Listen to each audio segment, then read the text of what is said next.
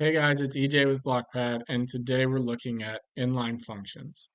Now, inline functions are most useful when they are used as an input to other functions. So as an example, I have this function each row, and the second input is this inline function a and b mapped to the square root of a squared plus b squared.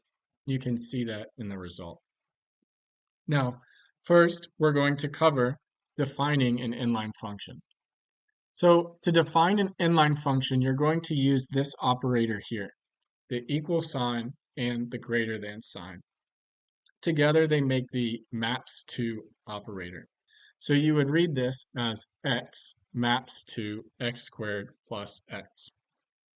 Now, if you have multiple arguments, you're going to use parentheses to surround them and a comma in between each one. And then you'd read this as x and y map to x squared plus y squared plus x times y. To name an inline function, you can name it like any other value in Blockpad. So here I have the name and an equal sign, and then my inline function.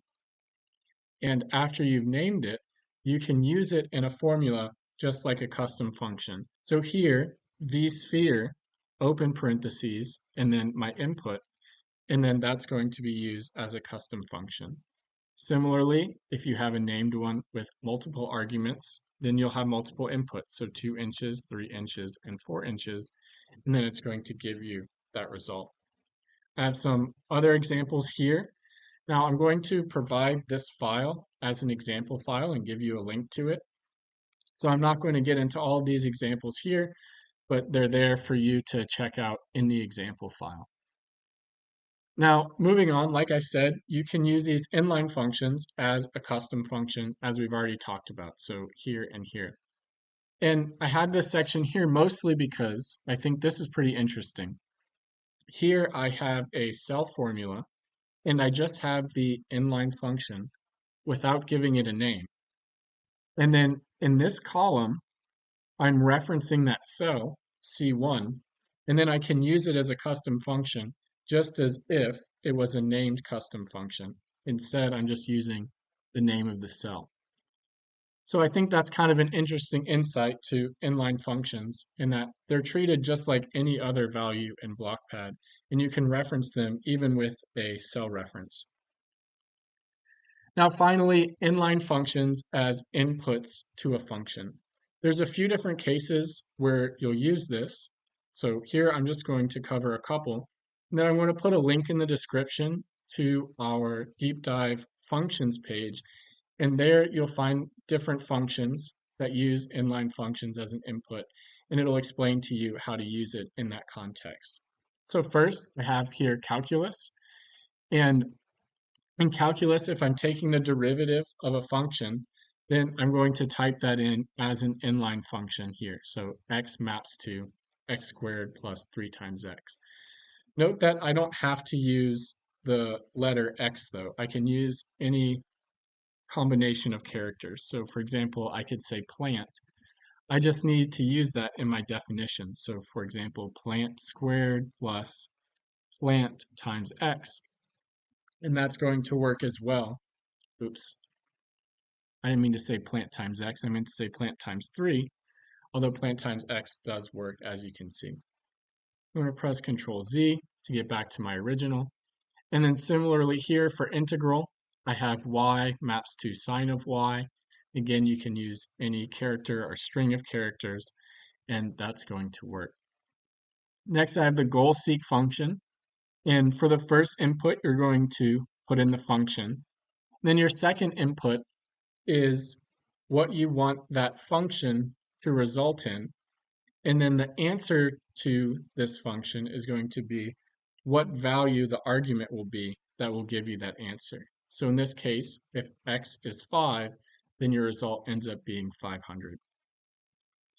Now, GoalSeek uses numerical solutions, so we have this third input of an initial guess where you can get it into the right area. It's not going to give you 2 solutions if there are 2 possible solutions. It's just going to give you one. So we have initial guess as a way to get in the right area. or if the result might be in units, then you can specify what units you want it to be in. Finally, I have this series of functions that are what I call advanced array functions, and a lot of these are going to use an inline function as an input. And the important thing to know in this case is that the arguments for these inline functions, what they correspond to in the array is going to depend on the context in which you're using them. So just to point that out, I have a couple examples here. The first, I have it named my array, and it's what I use in the following examples. So for the first one, the context of the inline function, the arguments are going to correspond to the row and column index mapped to 0. So here I and j are going to represent the row index mapped to 0 and the column index mapped to 0. And again, you can name these anything you want, but in the interest of clarity, it's best to have something like I and j, or maybe if you prefer, you can name this row and column. And then, for example, you could say something like max of row and column.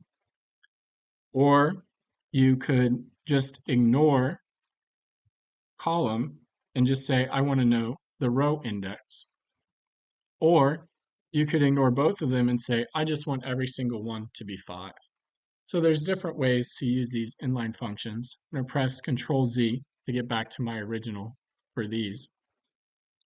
Now to go through a few others, each function, the inline function is going to correspond, or rather I should say, the argument in the function is going to correspond to each item in the array. So here I have each item squared. For each row, it's similar. The argument is going to correspond to each row in the array as an array.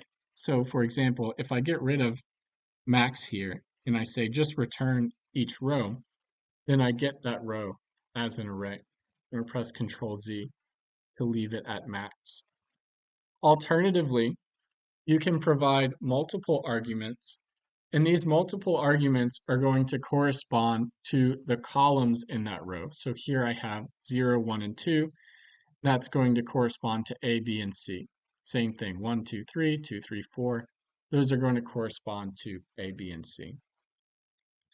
And finally, for COUNTIF, for the inline function, the argument is again going to correspond to an item in the array. And then I'm going to perform a conditional check on that item. And if it's true, it's going to count it. If it's false, it won't. So here my check is if x is greater than 1. And in that case, I have 6 items that are greater than 1. Now, as I mentioned earlier, I'm going to put a link to the functions deep dive page, and that's going to explain what these arguments are going to correspond to in each function as you need it. So I'd encourage you to check that out. Now, finally, library and custom named functions are going to work as inputs too here. It's not just inline functions. You can use a named function as well. So for example, here I have each of my array perform the function sign. And that's going to be the same way as saying x maps to sine of x. I want to get the same answer, saying essentially the same thing. Press Control Z to undo. Again, each row, my array, I can just put in the max function without parentheses. Or I can define a custom function here called SumCube, and then I can use it in this each row, again without parentheses. Or similarly, I can do this same thing up here. So here I had COUNTIF, my array, for each one look at x is greater than 1. I can make a custom function called is greater than 1. And that way, now this formula reads more like a sentence. COUNTIF, my array, is greater than 1. And then it's going to tell me how many items are greater than 1. Now, sometimes this can be better. As I mentioned, you can read this like a sentence, so that can help with clarity. But a lot of times I prefer to use the inline function because then it really more clearly shows, hey, I'm putting a function as an input here, and it's not just a regular named value. It can also help you to remember how many arguments are going on in that function. The inline function is going to show that clearly, but just typing in the name is not going to show that. In the end, it's a matter of preference because, as I said, both will work. And that's all I've got for you today. Let me know if you have any questions in the comments. Thank you.